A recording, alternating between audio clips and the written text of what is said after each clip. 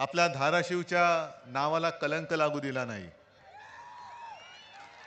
आणि तसं पाहिलं तर कैलासला पण घेऊन चालले होते,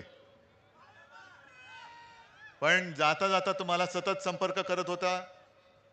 आता कैलास लहान आहे म्हणून मी आरुतुरे बोलतो, दोन्ही मुलंच आहेत, ओमदादा काय किंवा कैलास काय। आणि कसा आला काय आला हे त्यांनी तुम्हाला सांगितलेलं आहे। पण तसं पाहिलं तर हा सोन्याच्या लंकेपर्यंत पोहोचला होता, पण लंकेमध्ये गेला नाही, कारण त्याला माहिती होतं की सोन्याची असली तरी रावणाची लंका आहे आणि रावणाची लंका जाळण्यासाठी शिवसेना मशाल हातात घेणार आहे, म्हणून तो परत आला। नाहीतर यांनी पण